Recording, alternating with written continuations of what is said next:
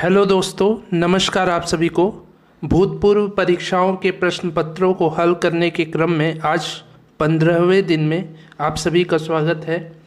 इस वीडियो में मैं आपको नेट जेआरएफ जून 2004 के कुल 20 प्रश्नों को हल कराऊंगा। ठीक है, मैं डेली इस चैनल पर 20-20 प्रश्न हल कराता हूँ भूतपूर्व परीक्षाओं के प्रश्न पत्रों के।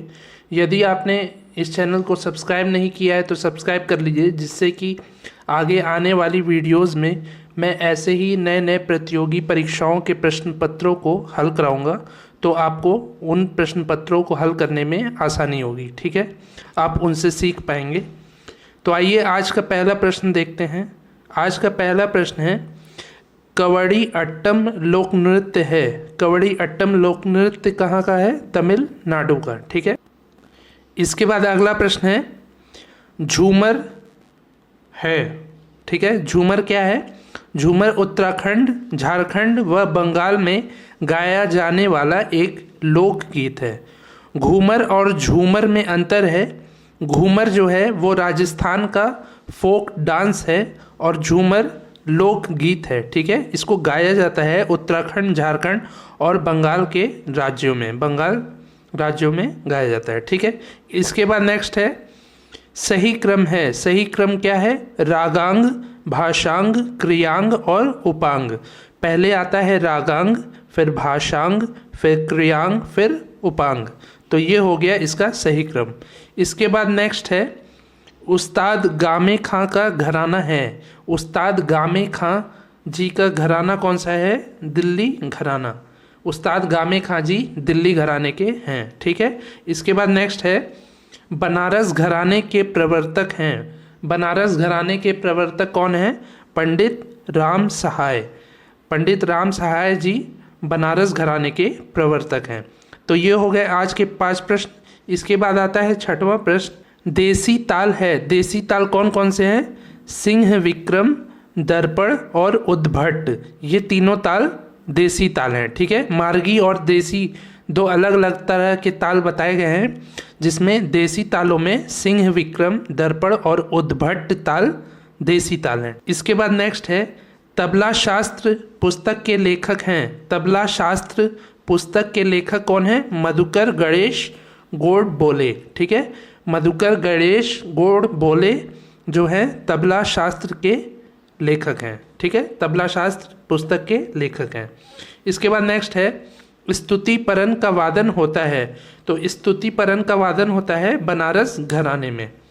फिर नेक्स्ट है, कुंभ ताल की मात्रा है। कुंभ ताल की मात्रा है 11 मात्रा। ठीक है, कुंभ ताल 11 मात्रा का होता है। और नेक्स्ट है, रुद्र ताल की मात्रा है, ये भी 11 मात्रा का है। ठीक है, कुंभ ताल और रुद्र ताल दोनों 11 मात्रा की तालें हैं।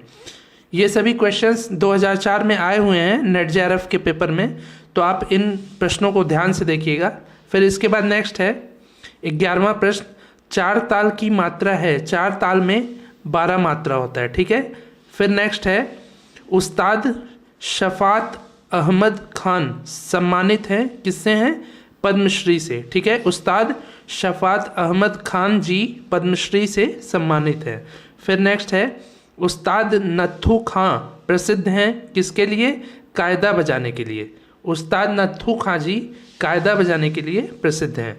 फिर नेक्स्ट है, तबले की स्याही का मुख्य घटक है। तो तबले की स्याही में क्या क्या मिला के उसको बनाया जाता है? तो उसमें लौह चूर्ण, लोहे का चूर्ण रहता है, कोयला रहता है और पका हुआ चावल रहता है। इन तीनों के मिक्सचर से तबले की स्याही को बनाया जाता है। जो तबले में बीचों बीच का गोल काले रंग का भाग होता है उसको स्याही कहते हैं, और उसको बनाने के लिए उस पर चिपकाया जाता है, चमड़े के ऊपर चिपकाया जाता है लौह चूर्ण, कोयला और पके हुए चावल का मिक्सचर। ठीक है, उम्मीद है आपको समझ में आया होगा। इसके बाद नेक्स्ट है, खाली पर सम वाली ताल है। कौन सा ऐसा ताल है जिसके खाली पर सम लगता है? ठीक है, खाली पर सम लगता है रूपक ताल में। जो पहली मात्रा ही होती है रूपक ताल की, वही खाली होती है और उसी पे सम भी लगता है। तो ये हो गए आज के 15 प्रश्न। इसके बाद आता है 16वां प्रश्न। 16वां प्रश्न है, तबला व पखावज की पूड़ी बनती है।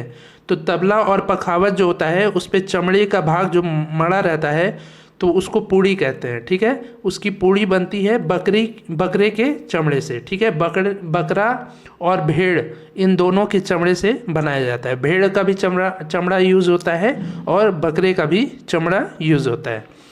इसके बाद नेक्स्ट है पखावज वादक है। पखावज वादक कौन है? कुदऊ सिंह, छत्रपति सिंह और नाना पानसे, ये तीनों लोग पखावज वादक हैं, ठीक है। पखावज वादक कुदऊ सिंह, छत्रपति सिंह और नाना पानसे। फिर नेक्स्ट है द्वादश मूर्छना का संबंध है। द्वादश मूर्छना का संबंध किससे है? मतंग जी से है। मतंग जी ने द्वादश मूर्छनाओं का निर्माण किया था, तो द्वादश मूर्छना का संबंध जो है वो मतंग जी से है, ठीक है। फिर इसके बाद नेक्स्ट है दशविध राग वर्गीकरण का संबंध है। तो दशविध राग वर्गीकरण का संबंध किससे है? सारंग देव जी से, ठीक है। सारंग देव जी से दशविध राग वर्गीकरण का संबंध है। इसके बाद है नेक्स्ट लक्ष्मी ताल की मात्रा है। लक्ष्मी ताल की मात्रा है 18 मात्रा। लक्ष्मी ताल जो है वो 18 मात्रा की ताल है। तो ये हो गया 20 प्रश्न। उम्मीद है आपको समझ में आया होगा। ऐसे ही आगे आने वाली वीडियोस में मैं डेली आपको भूतपूर्व परीक्षाओं के 20-20 प्रश्नों को, महत्वपूर्ण जो प्रश्न हैं जो आए हुए हैं और जो आएंगे, ठीक है, उन प्रश्नों को मैं आपको हल कराऊंगा। यदि आप इससे पहले की 14 वीडियोस को नहीं देखे हैं जिसमें मैंने ऐसे ही प्रश्नों को हल कराया है, तो उसका लिंक नीचे डिस्क्रिप्शन में है, आप जाकर देख सकते हैं, उन प्रश्नों को भी सीख सकते हैं, ठीक है। उम्मीद है आपको ये वीडियो पसंद आया होगा। यदि पसंद आया हो तो इसको लाइक करिए, ज़्यादा से ज़्यादा अपने दोस्तों से शेयर करिए, और यदि अभी तक आपने इस चैनल को सब्सक्राइब नहीं किया है तो सब्सक्राइब कर लीजिए, जिससे कि आने वाली वीडियोस आपको सबसे पहले मिल सके, ठीक है। तो पूरा वीडियो देखने के लिए आपका बहुत बहुत धन्यवाद। Thank you so much.